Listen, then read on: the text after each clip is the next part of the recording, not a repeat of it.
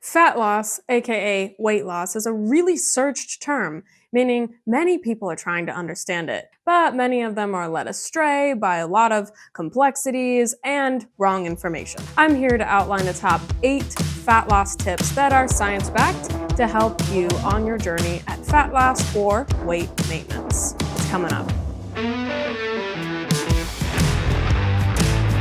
Tip number 1, avoid processed foods and refined carbohydrates especially. So this is something that people often hear and then they try to ignore it because they really want their Twinkies. They really want those snacks in their pantry. But I'm here to tell you it's probably going to be more beneficial for you if your goal is fat loss for health to remove those snacks from your house. Why? Because refined carbohydrates and refined and processed foods with simple sugars are really addicting. So if you have them in your house and you just have them a little bit at a time, you're gradually over time building up an addiction and your body is becoming addicted to wanting those simple sugars that are quick and easy. And so if you have them in your house, then your body will increasingly crave more and more of them. Just a tip, and I strongly advise it.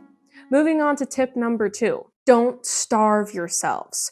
This is going to be a really shocking one to many because they might think, what do you mean I'm supposed to be dieting? I'm supposed to be starving myself. No. A lot of people wrongfully assume the 600 calorie a day diet or less, or way less than 1,000 calorie diet a day, and this is starving your body. So in other words, people are eating way less than what's called their basal metabolic rate, which is the foundational amount of calories your body needs if you were just doing no physical activity. So people wrongfully try to do that and they try to cut down those calories and just stay consistently eating way less than their basal metabolic rate for a long period of time, chronically, like a week or more. And they're doing this for weeks and weeks and weeks, and then they just keep gaining weight and they're wondering why. Well, this is because you're putting your body into starvation mode. You're shocking it and you're telling it, hey, there's scarcity around me, so we better pack on the pounds because there must be a cold winter coming, and that's what happens.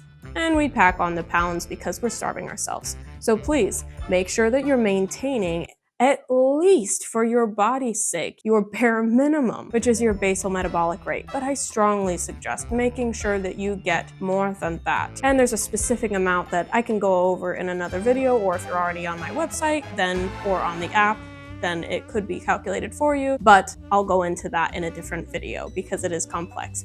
Bottom line is, you need to be eating the amount for your specific body and your goals.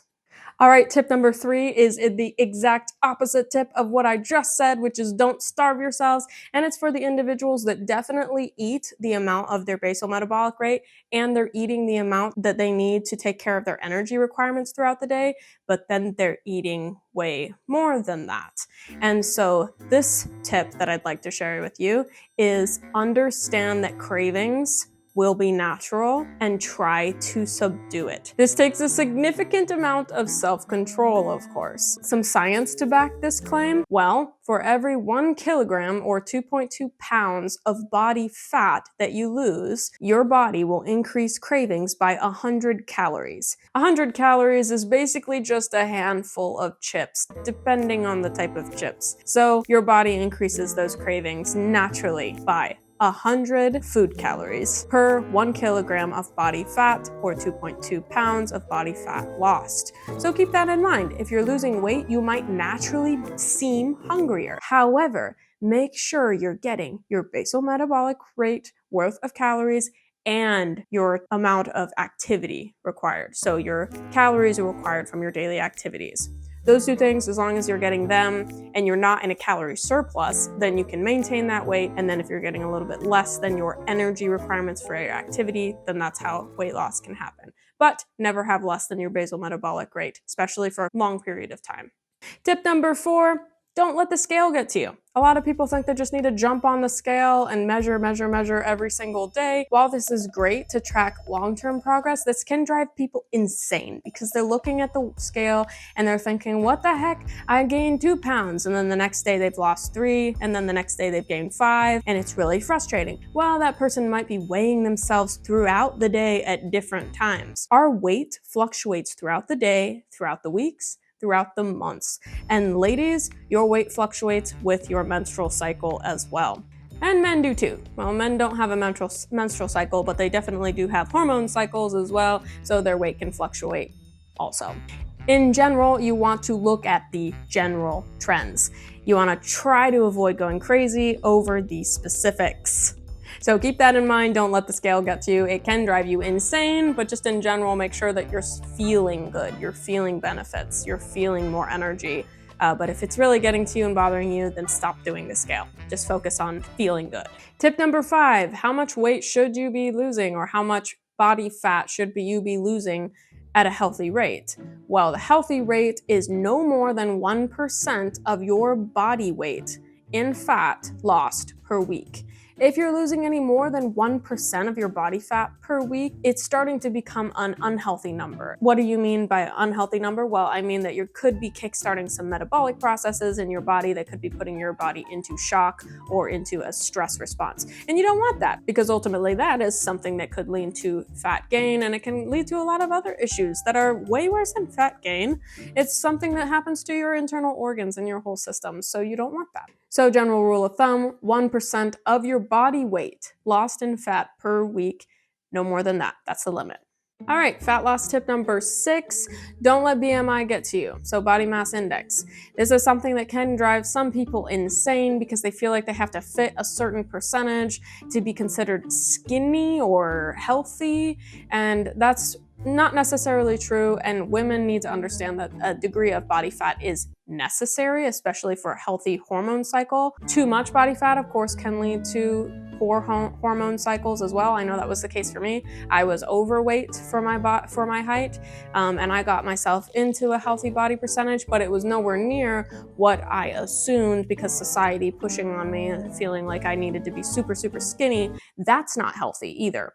So make sure that you don't let BMI drive you crazy. And also some of the ways that people calculate BMI, such as using height and weight, is not necessarily true, because you could be super muscular and it's not necessarily an accurate indicator of how much body fat you might actually have. So keep that in mind. We're all built differently. Don't use those calculations with just height and just weight. A more accurate form of assessing, or actually the most accurate form of assessing body fat percentage, which is a lot better than just body mass index, body fat percentage, if you really want it to be accurate and you want to know where you stand, the bod pod is an expensive means, but it is the most accurate. There are some at-home bioelectrical impedance analysis scales, and those are ones that have little metal circles that you step on, and then it'll measure your body fat percentage for you, but they generally overshoot that body fat percentage or undershoot it, so they're not particularly accurate. Don't completely rely on those. Those are just cheaper ways than just calculating your height and your weight and leaving it completely out the fact that you have muscle in your body also. So keep that in mind. BMI is not a really great way to track fat loss, so there are definitely other ways that are more accurate. And if you're enjoying this video, I welcome you to gently boop the like button, because it really helps me understand what you guys are enjoying. Because as a creator, it gets lonely over here in the internet, and it's good to know that what I'm doing is making a difference. So if you can do that for me, I greatly appreciate it, because it does help me out a lot. Thank you so much. All right, tip number 7 for fat loss and keeping it off is actually managing your stress. So a lot of the items that I've indicated have to do with nutrition. Of course, if you're on my website, you might be saying, well, duh, this is in your nutrition program. But this one, as far as stress goes, can be a massive factor in fat production and also fat retention of your body. When we're stressed, our body tries to make fat, because fat is a good thing. In our natural world, fat is a high amount of energy, but in today's society, our body gets stressed by everything. It's stressed by the job, it's stressed by the weather, it's stressed by the car breaking down, you name it. And so we need to think of ways to be more mindful, meditation, being present, breathing, slowing down, making sure we manage stress. That was the case for me as well. I was packing in caffeine, trying to make it through college, and I blew up in size because I was not taking care of myself. Yeah, sure, I ate decently, I ate pretty healthy, I avoided refined carbohydrates and refined and processed foods, but I was just stressed all the time. So I strongly recommend keep your stress in check, especially if you're trying everything, you seem like you're eating really healthy and nothing's happening, you might just be really stressed. Try out some meditations and try something fun as well that takes your mind off life, something healthy for you. All right, tip number 8 goes directly in with tip number 7. Try working out. Try movement alongside your nutrition program. Now, this is going to ultimately help with your stress levels too. Exercise is scientifically proven to help reduce stress, anxiety, depressive episodes, you name it. Exercise is really great given the right dosage for our body. So make sure you don't overdo it and make sure that you're having fun in the process. Joyful movement is the way to go when it comes to exercise. You don't want to be doing something that you hate because obviously that's going to make you more stressed. So this complex topic has a lot that ties into it, but it basically boils down to making sure that you're getting what your body needs to sustain a healthy, functional life and enjoy yourself in the process. So if you enjoyed this video, please check out, I have more on try out a dance workout. It might be a really great way to joyfully move and help reduce that stress. And any other fitness and health tips, I've got that too. Thanks so much for watching, and I'll see you in the next one.